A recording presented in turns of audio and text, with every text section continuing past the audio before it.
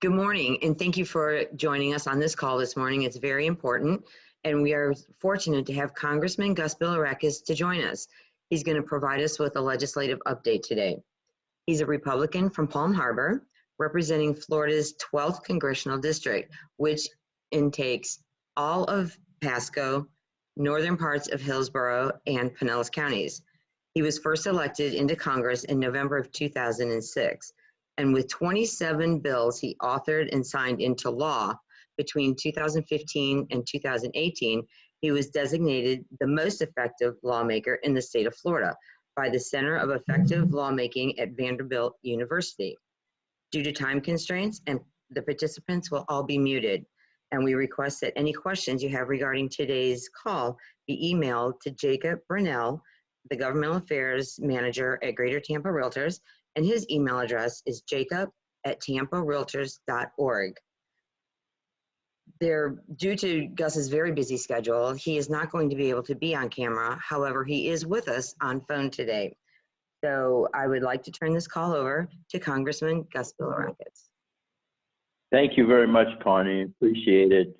And thank you to all the realtors who have done such a wonderful job over the years.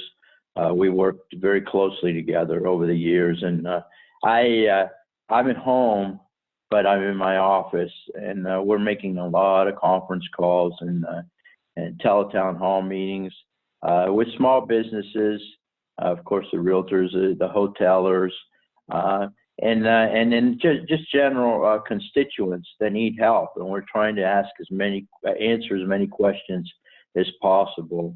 I don't have all the answers, but I have a good staff that can get the answers for us.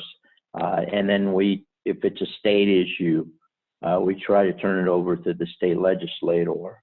So I know the current crisis is devastating for all of us. Congress has moved quickly to alleviate some of the financial burden, and I'll discuss this on the phone. I don't know how much time we have, Connie, but you can tell me. I know you know about the health consequences of the virus, and I would be happy to go over that with you, but I know the time is limited.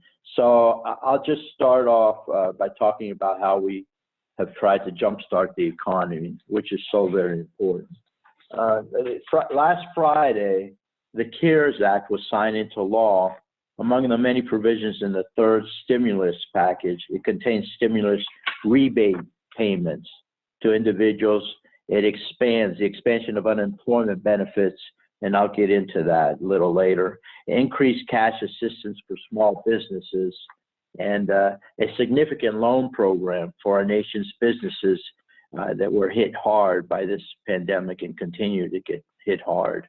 If you have already filed your 2019 tax return, the IRS will automatically use it for your calculations for rebate checks up to $1,200 for individuals, $2,400 for married filing jointly, and $500 per child 16 and under. If you have yet to file, the IRS will use your 2018 return. Now, you know, you have till July 15th to file for this year, but that's been expanded. But if you don't file, if you haven't filed already, because I know that these checks are going to go out in mid-April, that's what the Secretary Mnuchin tells us, then they'll use that 2018 return. Seniors on Social Security, those on Social Security disability, and disabled veterans are also eligible for full stimulus payment. I'm going to have a teletown hall at 1:30 specifically for veterans. But again, spread the word that Social Security recipients, including Social Security disability, and of course the disabled veterans are eligible for the full stimulus payment. The Treasury Department has worked with these agencies, and participants receive their checks automatically. We've had a lot of questions with that too.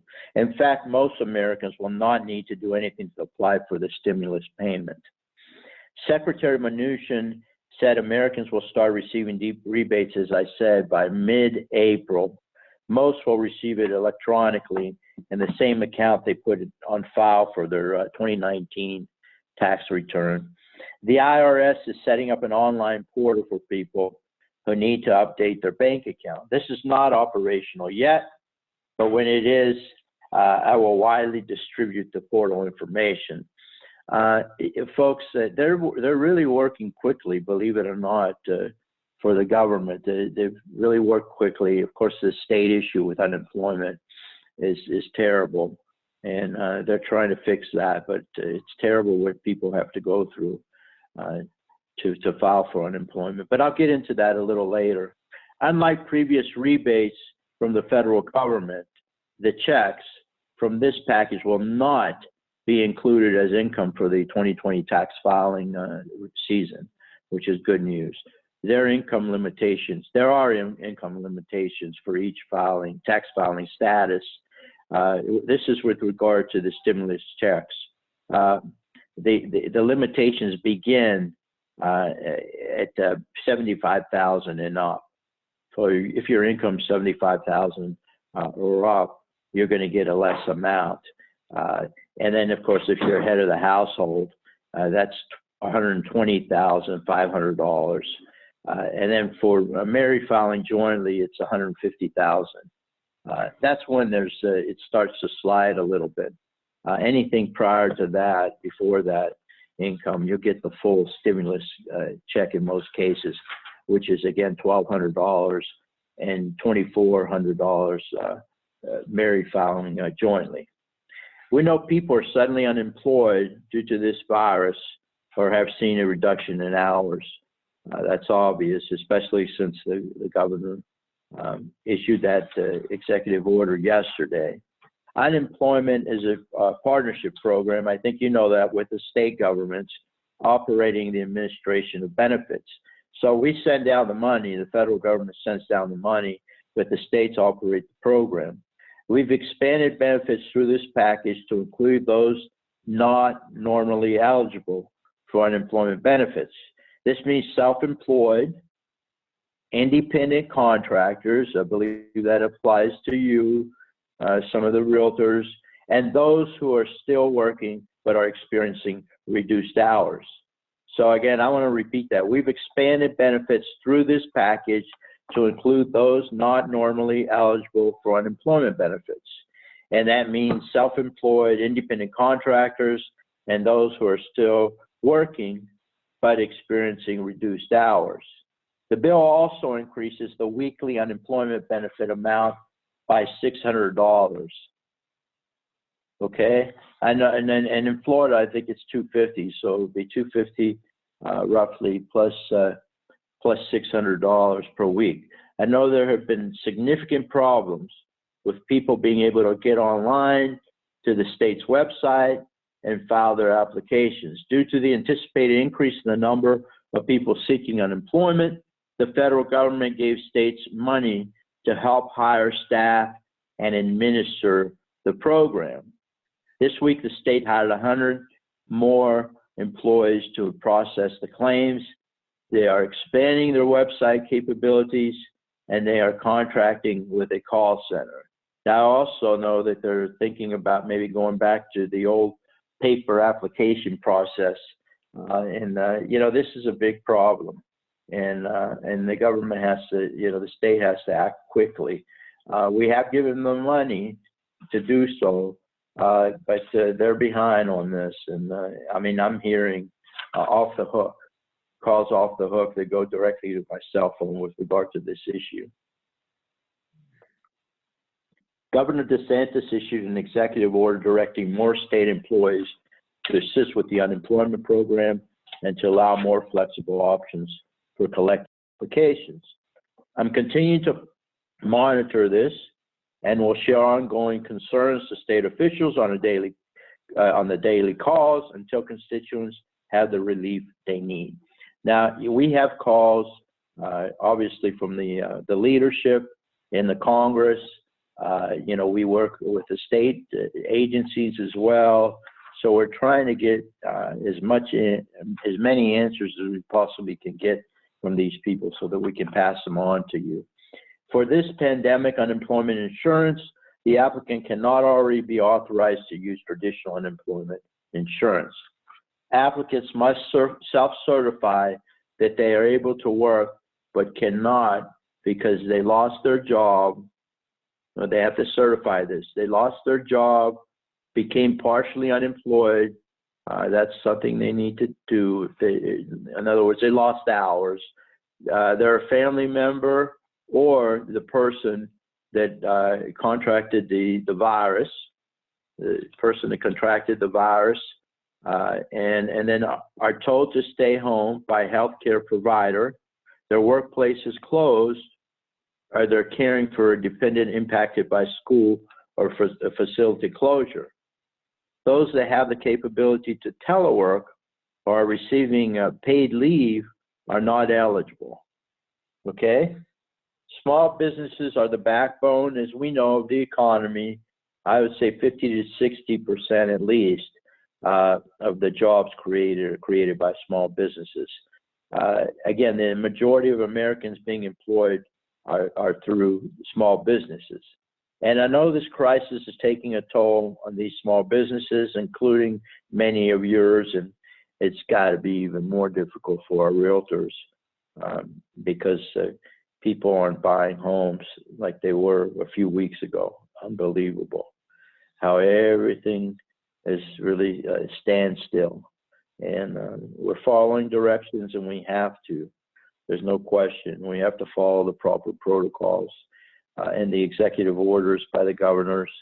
And then also, of course, the counties have issued their own compliance. But anyway, SBA disaster loans have already been available. They're made available. I think you know that. Additionally, the state of Florida has an interest-free bridge loan program that is also available. However, the CARES Act provides even more substantial help for small businesses, including the creation of the Paycheck Protection Program. So this is where we're getting into the meat here of the CARES Act. We have some additional information that came out this morning regarding this, and I'll probably have Liz elaborate a little bit. Liz Hittos is on the call. She is my, Connie knows her very well. She is my chief of staff.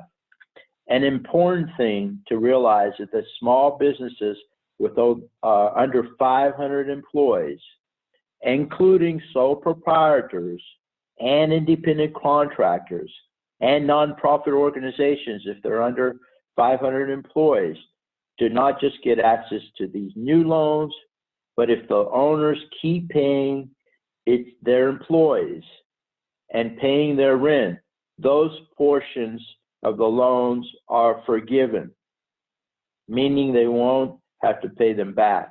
Now, there's some new guidance from the Treasury. Liz will probably explain to you with regard to the forgiveness. We just received most of this information. Many implementation details are still being worked out. I believe that they will work out. So we'll give you an update on that. So, however, local banks can begin writing these loans starting today. Yeah, so let's see. Just last night, the final rule was published. I held a meeting with local bankers earlier this week, and I believe they now have the information needed to provide the funds to small businesses. Most importantly, the interest rates for the loans are capped at 1%, and the loans have a 100% SBA guarantee. So that should incentivize the banks to give out the loans. Before, it was like 4%, and that's a change now. It's down to 1%, and then this is a different, this is a change too.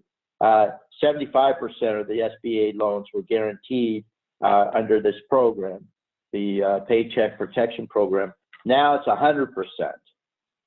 And 100% of the loan is guaranteed, ensuring banks will be held harmless if the borrower does not comply with the terms of the loan. In order for the PPL loan to be forgiven, and this is new, at least 75% must be used for payroll, okay?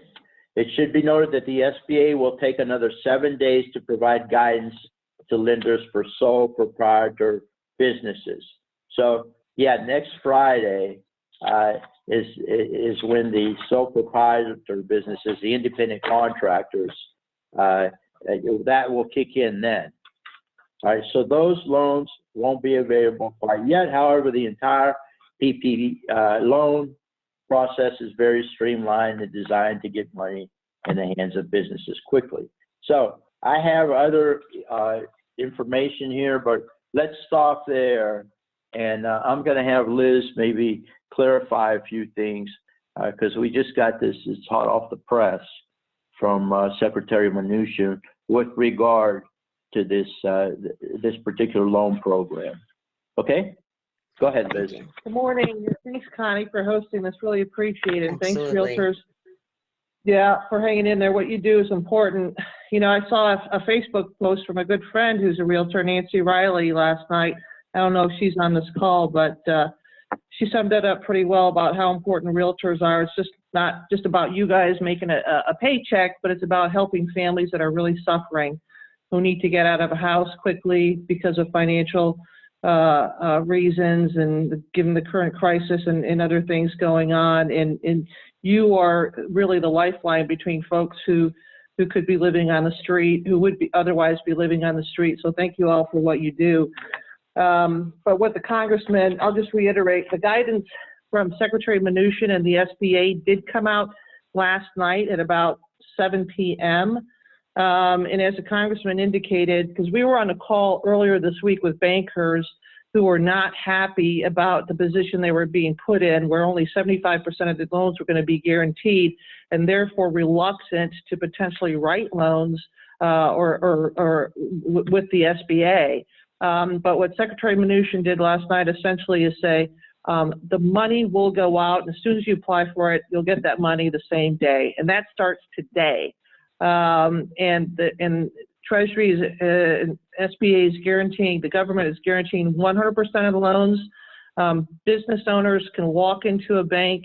They can, they swear that the information that is contained in their application is accurate and the documents that the bank is requiring. The bank will not have to go through a vetting process, which could take weeks or months sometimes. The bank is going to say, okay, we'll take you at your word, and then go ahead and process the loan. Now, some people will be engaging in fraud and waste, and the government gets that, but they said, you know what, we'll take care of that on the back end. Right now, we need to take care of people and put money in their hands. And as the Congressman indicated, the loans will be forgiven as long as 75% of the money, the loans are used to pay payroll, rent, mortgage payments, utilities, things like this, capital expenses. So these are extraordinary, unprecedented efforts that the government is putting forth. I know some, you know, we got some feedback even just yesterday from folks who said, I went into my lender, it's a, you know, I went to this bank, I've been banking with them for 20 years, but I've never taken out a business loan from them, and they rejected me. Well, I assured them last night, go back to them today because they just got new guidance from Treasury and SBA, so they will be writing loans. Yeah, I mean, this is something that every business has been affected by this should take advantage of. Because, and we're talking about, Liz just got this information today that Mnuchin is saying that they should be able to get the loans that same day. You know, a couple of weeks ago, he told us that it would take 2 or 3 days. So they've lightened up because they see what this is doing to the economy as a whole, this crisis. So I recommend that if needed, that people participate in this particular loan because this is a once in a lifetime thing. So with that, I guess, Connie, we'll just go ahead and open up for questions and try to do our best. And as it turns out, Gus does have a conference call set today with other members in Congress with Secretary Mnuchin.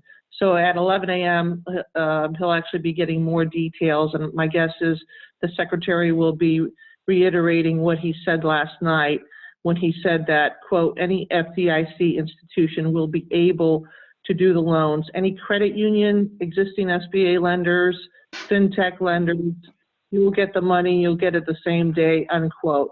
So in any case, if you want to open it up to questions, we'll do our best to try and help you out with those answers. And I know that the big questions will probably come with the unemployment insurance. So we'll do our best with that. And if we can't answer, we'll get to you. At this point, can I say this? We are not set up to take incoming questions.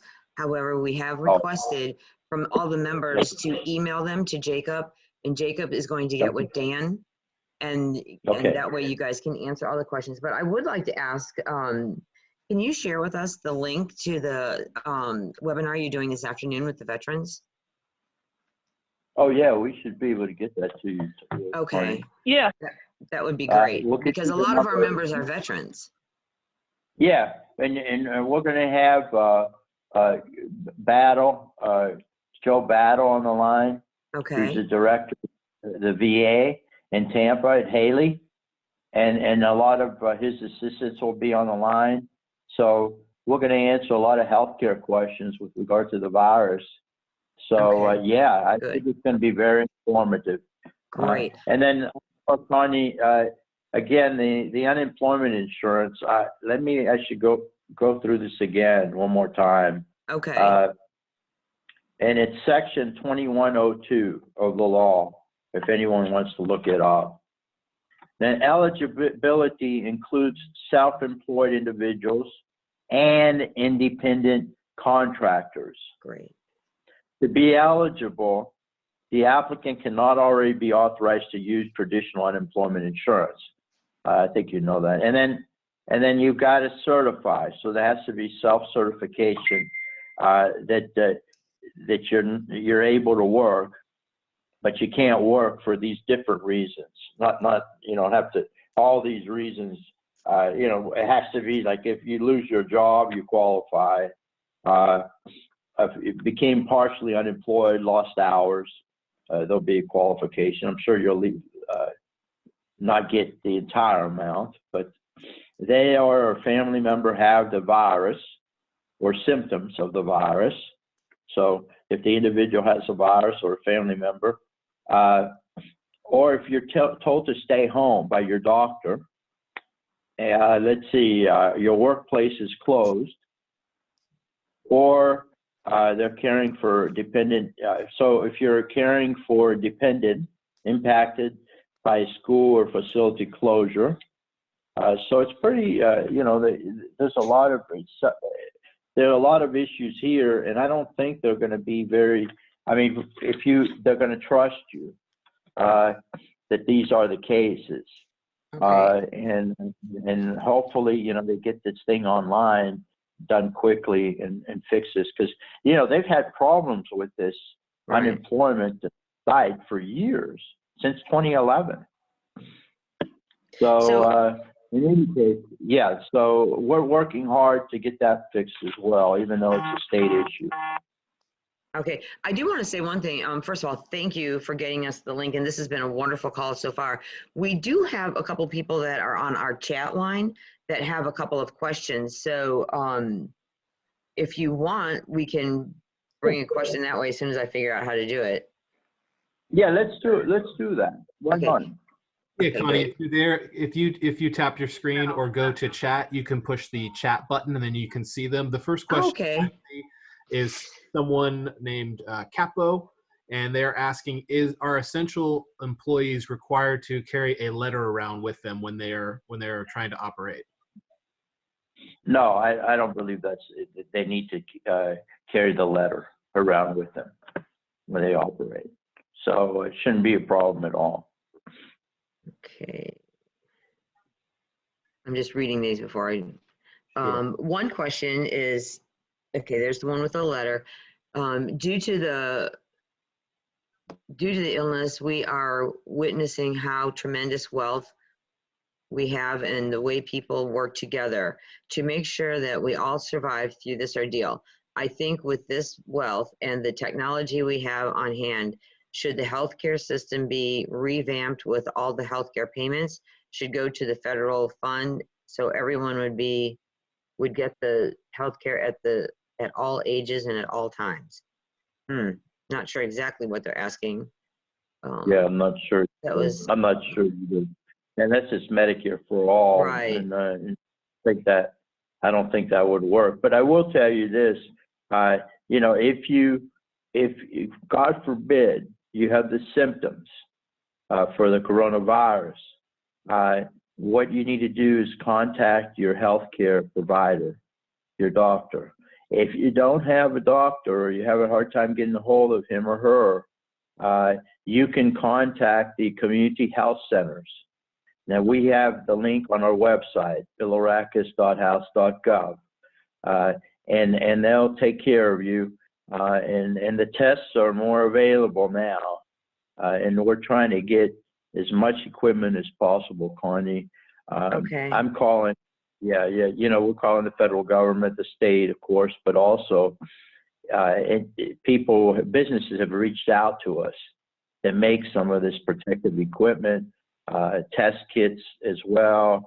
And so we're working really hard to get this district, the Tampa Bay area really, not just my correctional district, the supplies that are needed. So that's what I would do. And you know, if you're sick and you have those symptoms, you'll be taken care of. The hospitals are fantastic. We've been involved. You know, they call us on a regular basis. I call them, and they're doing the best they can. Great. One question I think you answered is one of the members asked, he says, my broker has applied or has submitted his application already, but the banks don't know how to apply for it right now. I think that was probably yesterday because you said that there was new information that came out just last night that would be able to help the banks through this. And then our last question, go ahead. Yeah, they should be well equipped now. Okay, yes. Great, super. Our last question is, to file for the unemployment, are they looking at the 2018 tax returns? Go ahead. No, not necessarily me. I think you just had to have been employed at the time. I think you had to have been employed at February 15th of 2020. So I don't think that they're requiring that you bring in any tax returns. That's not in any of the literature. Yeah, we haven't read that. Now, the person may be referring to the stimulus payments, and I read this earlier that they'll get their stimulus payment, the rebate, in the middle of April. Okay. And if they haven't already filed their tax return, the 2019 tax return, that's okay. But they'll do it based on the 2018 tax return. And again, if you make $75,000 or less, or $150,000 filing jointly, then you'll get if you make less than that, if you're married filing jointly, $150,000. If you make less than that, you'll get the full amount, the full stimulus check, which was $1,200, $2,400 for a couple. Okay. And then $500 for each child under 16 and under. Got it. Great. Well, I want to thank both of you for taking the time to answer all the questions for us and help us to understand things. Everything's changing on a day-to-day basis, as we all know, and being informed is the most important thing that we can do. And all the updates on the news is wonderful. It's great that we're all sticking together and getting through this together, because we can do that, and everyone's going through is the same. We just have to have the patience get to the end, and I know that we will.